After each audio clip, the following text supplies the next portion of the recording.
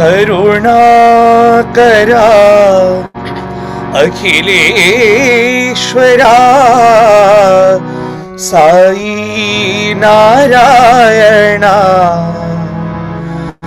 हृदयेश्वरा परतीश्वरा Sai Narayana हृदयेश्वरा परतीश्वरा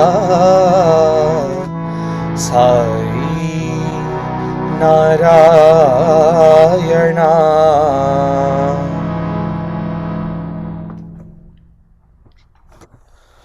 Om Shri Sai Ram, dear respected elders and my dear brothers and sisters.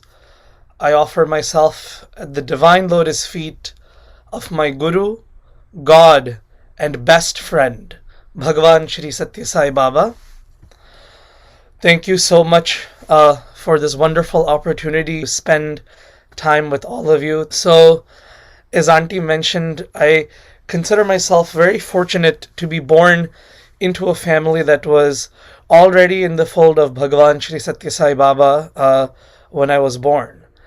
And as many Sai students have said in the past, though I was not fortunate enough to study in Swami's school, though later in the talk I will go over how Swami did answer that prayer in his own special way.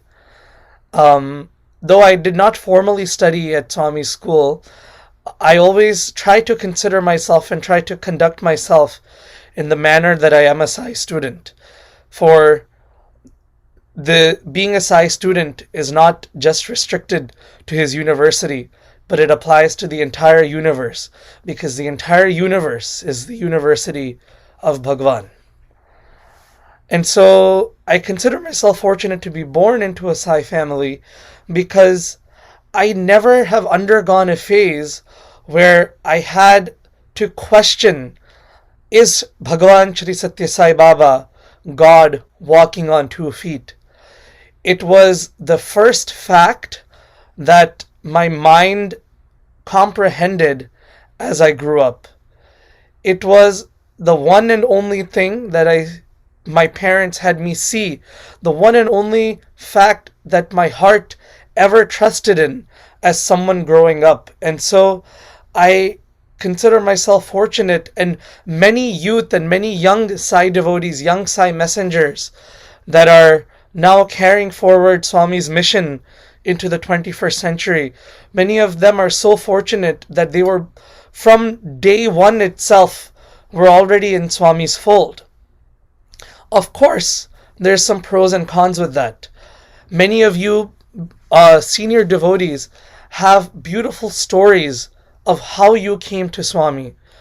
Swami perhaps cancelled someone's cancer or answered your prayers and drew you close to him through some kind of miracle. But in my case, I consider myself, just as many Sai students have said, Swami kind of got me free of cost, because I never had to undergo from my side or comprehend any kind of miracle that Swami had to bring me into his fold with. However, as narrated by my parents to me, they were given Swami's divine assurance around the time of my birth. So when I was born, upon my birth, the medical staff found that I was not breathing properly and my whole skin was blue. And so after doing some tests, they found that I had some congenital heart defects. I had a hole in my heart between the different chambers of the heart. There was a rupture in the walls, and one of the main arteries was actually twisted. So when I was, I think, just a few days old, they had me undergo first open heart surgery, which they cut from the back and fixed the artery. And 8 months later, I underwent another surgery as an 8-month-old child. And at that point, before that second surgery, They had placed me in an incubator, and my mom and dad came to the hospital before the surgery. And my mom, of course, being very devoted to Swami, had brought with her vibhuti. Specifically, it was packed in a medicines bottle, like a vitamin container. And so all the medicine bottles, I'm sure, they have a child lock. So when a child, if in case they get a hold of the bottle, if they try to open it, it has a special lock mechanism that any child can't open this. You have to press and then turn, and then the bottle opens. So specifically knowing that I was a very naughty child, my mom had packaged the vibhuti into this very bottle, which has a child lock on it. And seeing the color red-orange, it caught my attention as an 8-month-old child. And I grabbed the bottle out of my mom's hand before she could apply the vibhuti on my forehead and my chest and everything. So I caught the bottle and I started playing with it. And magically, somehow, even though this is designed with a child-safe mechanism, I happened to manage to open the bottle, and inside there is vibhuti, as you can see. And on that day, all the vibhuti, as ordained by Swami, fell on my chest, and as my parents tell me today, it fell in the shape of Om. And it fell right on my heart. And so it was a divine assurance from Swami to my parents that I would indeed be okay.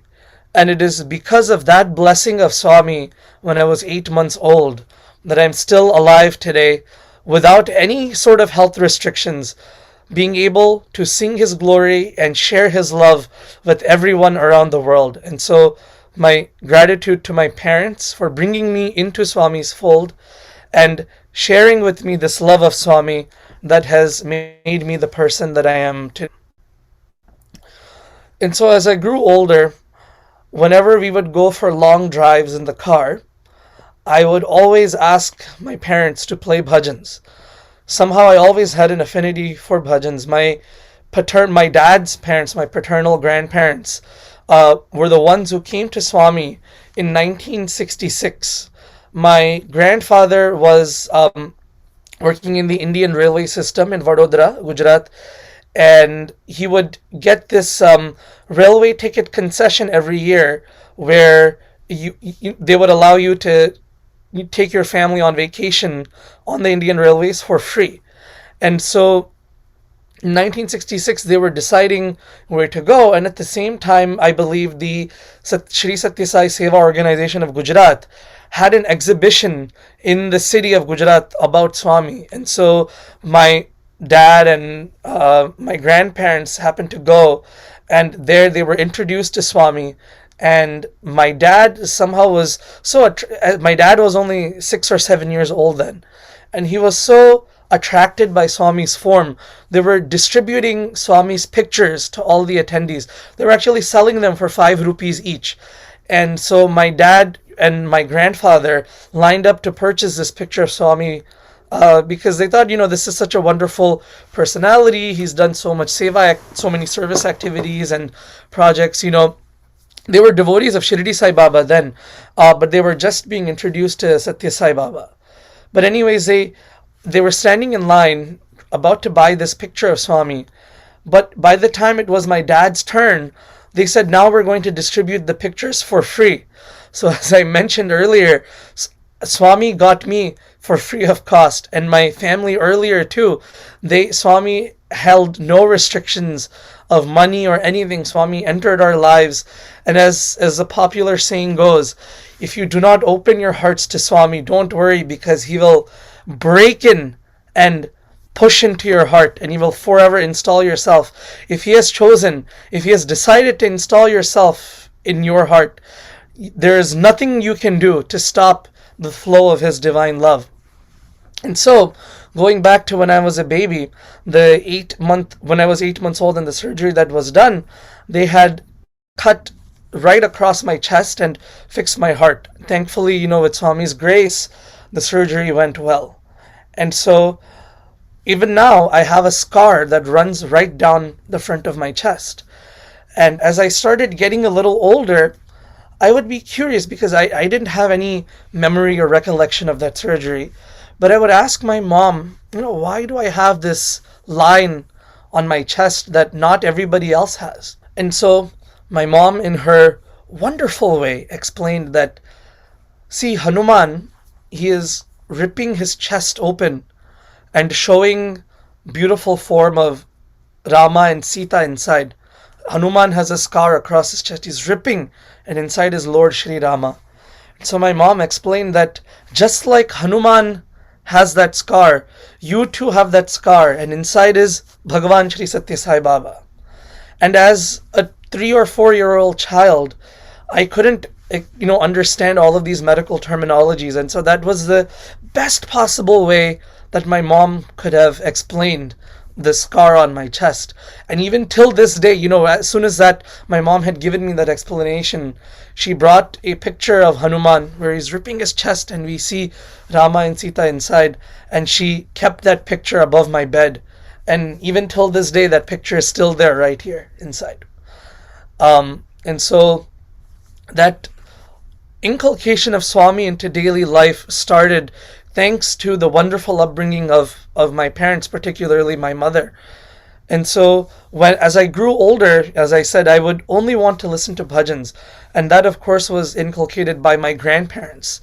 My grandmother would put me to sleep every night as a young child, and I would ask her to sing 10 bhajans. Every night I would ask her to sing 10 bhajans. Of course, by the third or fourth bhajan, I would already be fast asleep. One of the beautiful bhajans that my grandmother used to sing is, and I learned from her personally,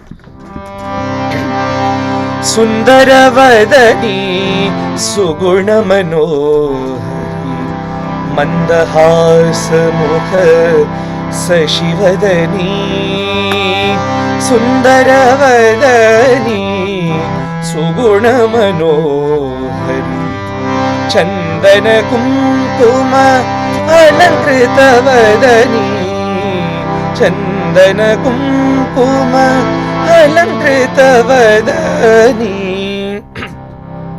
Excuse my voice, I'm just recovering from a slight cold, so it's not in the best shape right now. But so that passion for bhajans was instilled in me by my grandparents from a very young age. And so as I grew up, bhajans became a constant part of my life. And my parents then enrolled me in classes for tabla and Hindustani classical vocal as well, here in New Jersey, and the opportunity to learn under very renowned artists.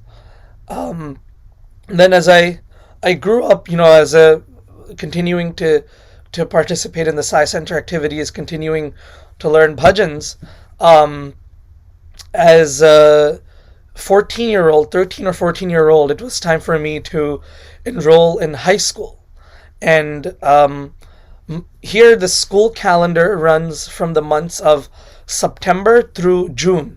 So my birthday is in August, and so just that year for my birthday, my grandmother had given me a golden chain with Swami's pendant on it. And so school was starting just 1 week after my birthday, and the high school that I went to, we were required to wear suit and tie as the dress code. And so on my first day of school, I wore that Swami's necklace and I placed the pendant right on top of my tie. And my mom was questioning as to, if you're going to school and everybody sees Swami, then you'll have to answer, who is this person? Why are you wearing this necklace and all? And people will ask so many questions. I was somehow adamant, and I wore the necklace right on top of on the knot of my tie. And my mom was a bit annoyed with me. Anyway, she drove me to school. And even on the way, she tried to get me to push Swami's pendant inside my shirt. But I was adamant on keeping it outside. But then once I left the car, I also started wondering, maybe I should keep it inside. What if people make fun of me? What if people start questioning who this person is? So I just went into the school, I got into my first class and I kind of forgot about it. It was still hanging outside. And the first class that I went to that day was an art class. And in that class, they had distributed magazines to everybody as an icebreaker activity. Everybody was given a magazine, and you were asked to pick one color and cut out all the pictures of that color and paste it on one 11 by 8.5 sheet of paper to create like a collage. It was some art project. And so everyone was handed one magazine, and I also got one magazine. And actually, if you just excuse me 1 second, I'll grab it for you and show you that magazine. I have it here. So this was that very same magazine that I was given that day. It's a travel magazine, somebody in a swim attire on the front and different, topics. And the magazines usually have like a subscriber card, which was hanging out just like this from that magazine when I got it that day. And when I opened up, I just happened to open up right to the subscriber card. And in this American magazine, which is totally unrelated to spirituality, when I opened to this middle page of this magazine, right here we have beautiful altar darshan of Swami, Shirdi Sai, Satya Sai, Swami's chair, and the logo of our organization. And it struck me, I froze right then and there, and it struck me that, we might be scared to talk about Swami to non-devotees. We might be shy to talk about Swami to people who are not devoted to him, especially I know in India it might be a little easier, but in USA, especially in other countries, we may feel so hindered and inhibited to talk about him. But he gives us the assurance that he is always there. Swami, when we talk about Swami, we may think that, we are doing ourselves a favor by talking about Swami, but who are we to defend the Supreme Personality, the Lord of the universe? Who are we to spread his glory? For it is he who chooses. Not only does he choose who gets to be in his fold or who gets to be his devotees, he chooses even those who will have the opportunity to hear his name, to see his divine form.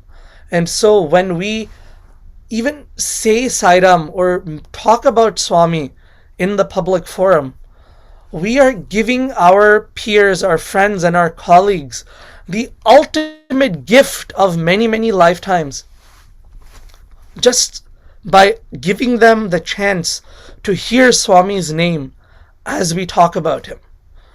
When in one of the interviews with the students in a Kodai session, Swami used to take all the students to Kodai Canal and have private session with the students there. And so in those sessions, Swami would ask one of the elders to speak.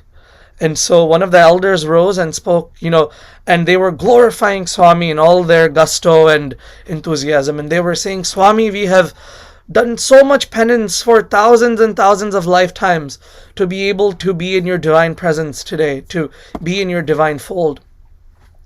After his talk was done, Swami spoke and corrected this senior devotee, saying, Swami said, you are saying that it's taken thousands of lifetimes of punya for you to come in my divine presence. In fact, that is not true at all. Bhagavan Shri Satya Sai Baba is the Sarva Devata Atita Swarupa. He is beyond all names and all forms. He is the embodiment, the manifestation of every form of divinity known to mankind. That name of Shri Satya Sai is so powerful. Just by hearing his name once or having one mere glimpse of his divine form, all of the good punya we have accumulated in our previous lives as extinguished in just the 1 minute of knowing Swami's name, of hearing Swami's name. That is how powerful that name of Swami is. There's a wonderful Kavali that Brother Ravi Kumar sings all the time. Sai नाम की लूट है, लूट सके तो समय जब आए प्राण तन से जाएंगे छूट। ओ मेरे साईं बाबा तेरा हम नाम लेंगे, तुझे है कसम हमारी तेरे लिए जान देंगे, कि साईं नाम सारा जग देखो गुनगुनाएगा. So this is the power of Swami's name, that just by hearing his name once is equivalent to all the punya that we have accumulated in hundreds of lifetimes. Anything that we are receiving beyond that, the opportunity to be in Swami's fold, to do his service, it is all because Swami has handpicked us and showered his love, mercy, and compassion on all of us. Of course, Swami says that when you do my work, I will do your work. When we say yes, there's a beautiful poem that Swami has written. When you say yes to Sai, you have given up the right to be like everyone else. We think that we are human beings. We have come into Swami's divine fold and we are experiencing his divinity. In fact, it is the opposite way. We don't realize that the shroud of Maya has inhibited our realization that we are not human beings having a spiritual experience. We are actually divine angels. We are spiritual beings who are having a human experience. And so when we do Swami's work, he always does our work. Of course, when as students, the priority is always on studies, doing well, and making Swami proud. Everything we do. If in school if I take an exam, of course I want to get good grades so that I do well in my academics and my career. But at the core, I always try to remember, when Swami would choose students to go to Kodaikanal with him, he would preferably select all the students who were receiving O grades in the class. And so keeping that in mind, that's how I always strived to achieve academic excellence, thinking that if I get good grades, sure, I'll do well in my academics, but it will be good, it'll be pleasing to Swami. Everything we do, we should try to please Swami in our daily lives. Of course, it's hard to practice these things. It's hard to remember these things even. But whenever we do try to remember them, whenever we think of Swami, as much as we can, we do everything we do every single day, whether it's our daily chores or daily or spiritual activities, even our daily work that we do. Let us try to do it to please Swami. All of you may be familiar with Professor H.J. Bhagia, who was a professor in the MBA program in the Sri Satya Sai Institute of Higher Learning.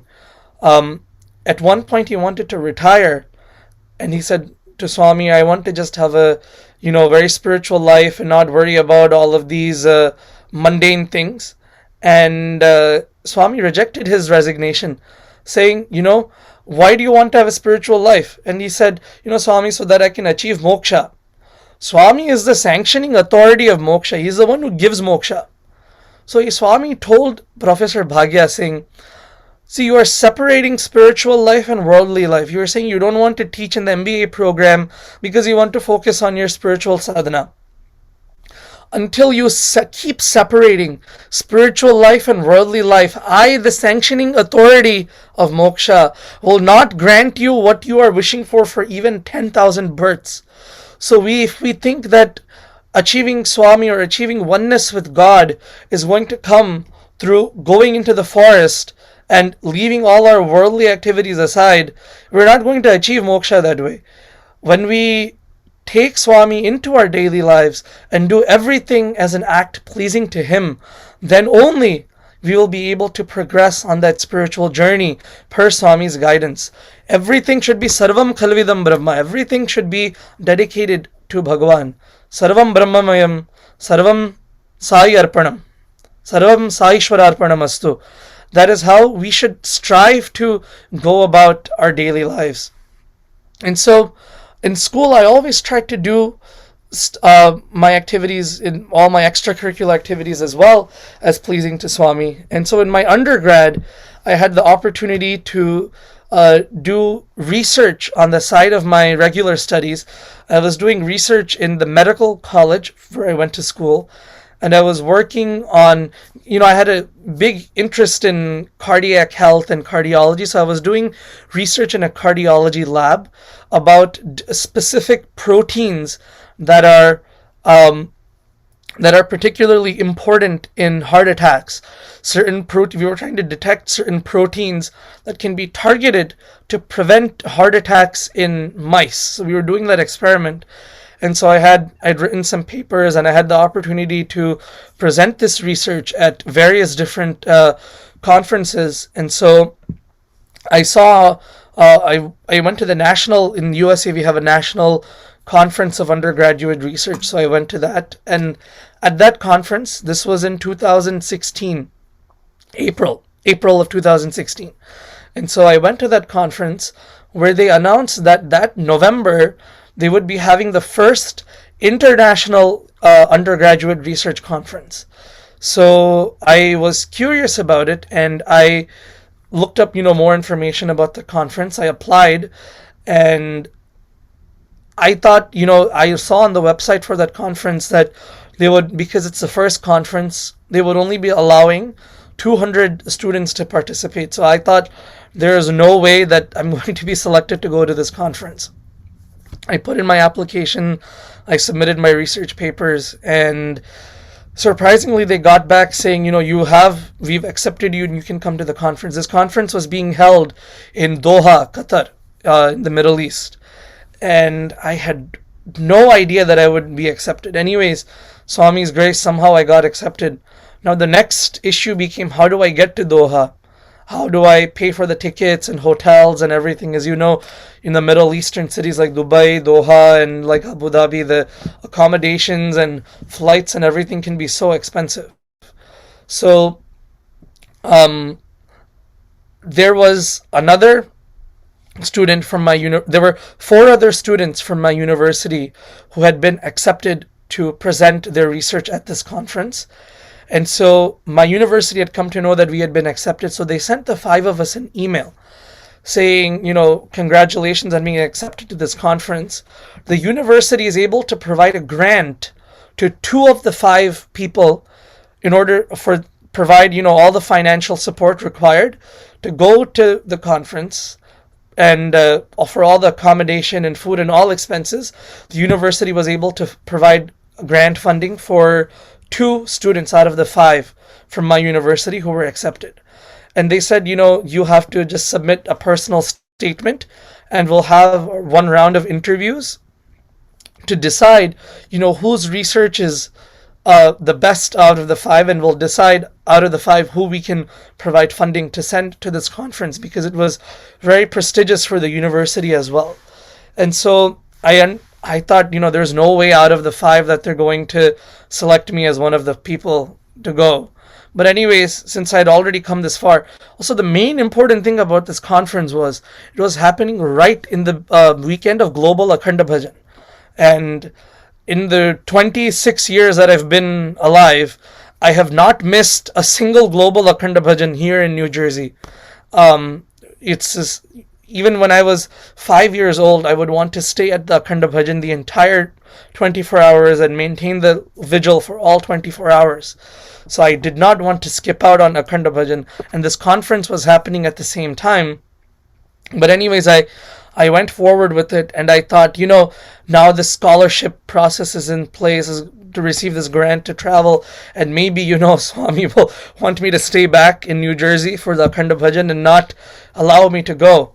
Nonetheless, anyways, I applied because I'd come this far. I applied for the grant.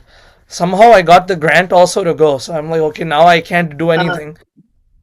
So, so I went to this conference. It was during Global Akhanda Bhajan, and the whole time I was connected to Radio Sai, listening to the live stream from Trishanti Nilayam. So I presented my research. I had a half an hour talk about my research on the second day, and that was the Saturday of Akhanda Bhajan. So right as the bhajans were starting in Prashanti, I was doing this presentation. I finished, I came back to the hotel, and the entire night I was just listening to bhajans. I went to sleep. And the next day, the third day, was the Sunday of Akhanda Bhajan. It was the last day of the conference also. And I was listening to the bhajans. I came outside the conference hall itself to listen to the closing of the Akhanda Bhajan. And the last bhajan that they sang in Sai Kulwant Hall on that day is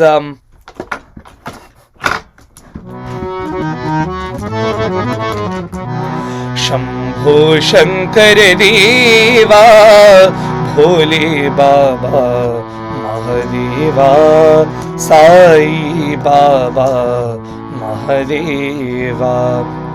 Now this bhajan holds a very significant place in my life. I'll get to that after finishing this incident. So they sang this bhajan. So I thought, wow, Swami is whenever I hear this one particular bhajan, I feel that Swami is acknowledged his presence, and I feel as though, now that Swami is not with us in physical form, whenever I hear this particular bhajan, I consider it for me personally, equivalent to Swami blessing me and touching my head. So I thought, wow, Swami has blessed me for being in this conference. I go back and they're having the closing session of the conference. And suddenly they announce saying, we're going to now declare the winners of the research conference. And usually in these research conferences, like even at the national level, just going and presenting at the conference itself is a unique opportunity in itself. So there's usually no winners announced at the conference. You just go, present, and that's it. It's just a forum for sharing your work. Somehow at this conference, we didn't even realize, but all the presentations were actually being judged by a panel. And so they said at the end of the conference, we'll be now announcing the winners. And I thought, there's no way. I just kept looking at the pictures coming on Radio Sai's Facebook page of the Akhanda Bhajan that had just concluded. I was sitting at the back of the auditorium, literally in the last row, just connected to Swami and Prashanti Nilayam. And a whole award ceremony was going on. And they announced the third place, second place, and first place. They started reading, the title of the research study. And I heard words like cardiac and protein and things, and I'm like, oh my God, what's going on? They finally announced my name, and I went up to the stage to receive the first prize. And I realized that, I had no chance of being here, no chance of being away from Akhanda Bhajan, but it is because Swami had willed that I would go to Doha and present my research, and then Swami acknowledged it by giving me that first place prize, that it was truly because of his blessings that I was able to achieve that milestone. So this bhajan Shambho Shankar Deva, why it's so meaningful to me personally, when I was little, whenever I would see water or refer to water, I would call it Ganga. My parents tell me that Ganga was the first word that I learned to speak. And so when I was little, and even till date in our home, if I go downstairs in the middle of the night to the kitchen to have water, I just say, I'm going to have drinking Ganga peene ke liye aaya ho. So like that I speak in the home. So that word Ganga and connection with that Divine Mother, the force of that Divine Mother has been something very dear to me my whole life. And so at the end of that bhajan, we have that line, Hara Hara Gange Mahadeva. Repeatedly we sing Hara Hara Gange Mahadeva. So that bhajan has become my favorite bhajan. Of all the wonderful Sai bhajans that I've been blessed to learn and know, that's still my number one favorite bhajan. And so when in 2016, actually that same year, in November, this was conference that happened in July, I had come to Prashanti Nilayam for the World Youth Conference that was held that year. And I had the opportunity to be the Master of Ceremonies for the opening ceremony of the program. And I had the opportunity to introduce, the dignitaries and read out their bios. And, we had so many dignitaries there at that conference. And I also had the opportunity to sing bhajans there in Sai Kulwant Hall. And one of the bhajans that I was supposed to sing was Shambho Shankara Deva. So what would happen? So the first day I was busy with this the festival was for 3 days. So first day I was busy with this master of ceremonies thing. Second and third day, morning and evening, I was part of this group, bhajan group. And then second day morning, I had the opportunity to sing this bhajan. Love is my form, truth is my breath, bliss is my food. And then second day evening session, I was supposed to sing Shambho Shankara Deva as the fourth bhajan in the bhajan session. But after the third bhajan, the pujari came and offered arati to Swami. The third day morning, same thing happened. Fourth bhajan was slaughtered, Shambho Shankara Deva. After the third bhajan, pujari came and offered arti. And then on the third session, third day evening session, I was supposed to sing the same bhajan, Shambho Shankara Deva. And this time, because my chance had already gotten skipped twice, the coordinators moved it specifically to the third slot. So at least guaranteed the third bhajan will happen. Even then, what happened? Two bhajans got sung, and then Swami's bhajan was played, and Shambho Shankara Deva got skipped again. Anyways, fast forward now, so that 3 chances to sing this bhajan, second day evening and third day morning and evening, got skipped. Then fast forward to 2019. By then, by Swami's grace, I had been appointed the chair of the International Young Adults Music Committee. And 2019, we had done a music program in Prashanti Nilayam. As the day before Guru Purnima, usually every year, the international YAs, they do a music program, International Youth. There's a leadership program that happens. And every year before Guru Purnima, it is practice that we have the graduation convocation ceremony for this leadership program in Sai Kulwant Hall on the evening before Guru Purnima, as part of which there's a 1-hour long music program that is to be organized. So as the chair of the International Youth Music Committee, it was my responsibility to organize the music program and have the practices in the sheds and select the songs, submit them for approval to the Prashanti Council and Central Trust, and make all the arrangements. And so we had this music program, and while we were in Parthi, I had the thought that, after the music program is done, the Prashanti Bhajan group will be singing the bhajans. Instead, why don't we ask if, our youth group itself can offer the bhajans right after the music program? And so I asked the International Young Adults Coordinator at the time, who was there in Prashanti, I said, brother, can we have the opportunity to sing the bhajans in Kulwant Hall after the music program is done? He said, no, we have to focus on the music program, make sure the music program is coming out good. We can't afford to compromise on that. Let the Prashanti Bhajan group sing the bhajans. But I was adamant. Every time I would come across him in the lanes of Puttapat, in the lanes of the ashram, I would ask him, brother, can we get this opportunity? So one day he came and to one of the rehearsals that we had for the music program, he came with Dr. Narendranath Reddy, with Ratnakar, brother Ratnakar, and they came and reviewed the music program practice and saw how it was going. And Swami's grace, they were very impressed with how the music program had come out. And so they said, okay, the music program is going well. You guys can sing bhajans in Sai Kulwant Hall. So after any program is done, the bhajan session in Kulwant Hall is very short. Usually only 3 or 4 bhajans, right? 15-20 minutes, that's it. Just enough they can do the prasadam distribution, take group pictures, and then Aarti is offered to Swami. And so in that session, we finished the music program, then we started the bhajans, and we had planned for, I think, 4 or 5 bhajans. And so the 4 or 5 bhajans got finished. But then what happened, the prasadam distribution was finished within 4 or 5 bhajans. Then there was a group, there was an orphanage group that had visited the Prashanti Nilayam at that time. So the Central Trust started distributing clothes and other school kits to those orphanage students. So then we had to continue the bhajans, because that bhajans had to go on while the distribution happened. So like that, another 2-3 bhajans got sang. And while we were singing the bhajans itself. As the coordinator, bhajan coordinator in that group, I was talking with all the brothers on the side. Now, sisters, we were going back and forth between brothers and sisters. Sisters sing one bhajan, brothers sing. But now, as the bhajans kept getting extended, it's very, see, in Kulbant Hall, even in regular bhajan sessions, right, we're not supposed to see anything on the ladies' side. We're not supposed to have any eye contact with the sisters. So, the extra bhajans that we had to sing, we just sang amongst the brothers, and we had 8 lead singers, 4 pairs of singers we had.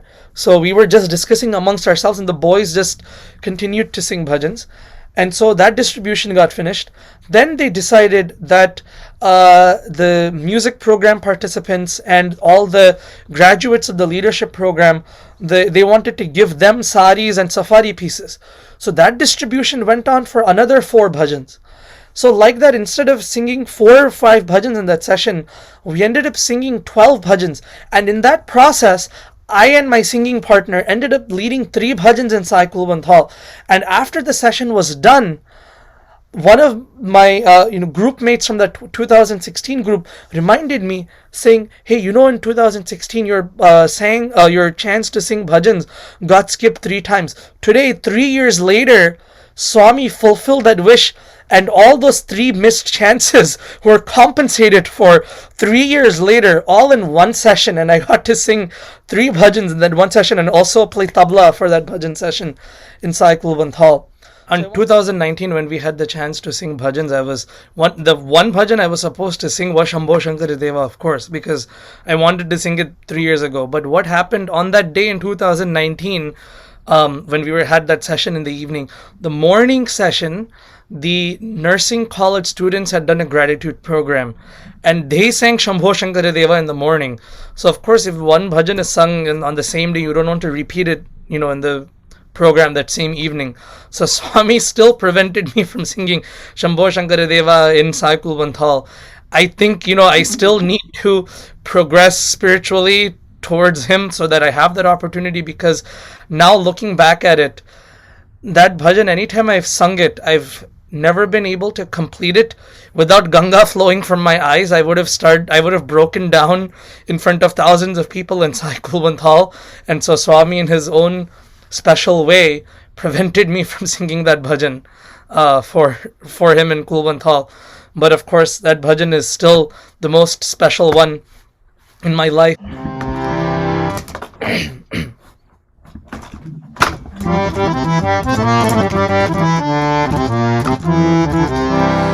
Shambho Shankar Deva, Shambho Shankar Deva, Bhole Baba Mahadeva, Bhole Baba Mahadeva, Sai Baba Mahadeva, Satya Sai Baba Mahadeva.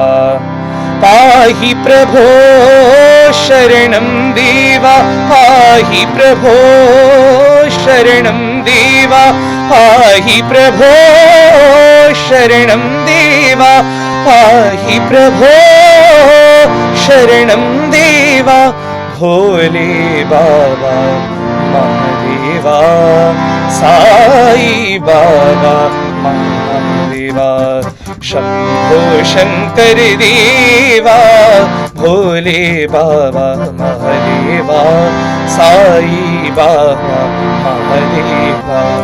Pahi Prabho Sharanam Deva, Pahi Prabho Sharanam Deva, Pahi Prabho Sharanam Deva, Har Har Gange Mahadeva, Har Har Gange Mahadeva, Om Har Har Gange Mahadeva, Om Har Har Gange Mahadeva, Har Har Gange Mahadeva, Har Har Gange Mahadeva, Om Har Har Gange Mahadeva, Om Har Har Gange Mahadeva, Bhole Baba Mahadeva, Sai Baba Mahadeva. So I want to end on this note saying that Swami, when we offer any prayer to Swami, we have any wish, any divine yearning that we have to sing for him, to do his work, or any with pure intentions, Swami's delays are never his denials. In 2016, I had 3 chances to sing that got skipped. Indeed, he fulfilled those chances in 2019. And so beautiful, look at his timing. Right after that, we had this COVID pandemic, and we can't even travel to Prashanti Nilayam yet because of all of these COVID circumstances. And so right before the lockdown happened, that was the last international youth music program and bhajan session that happened in Cycle Vanthal before the onset of the pandemic. And so Swami has his beautiful way of fulfilling all our wishes, and we always surrender to him. Let us try to always surrender to him and sing his divine glory every moment of our lives. Jai Sai Ram.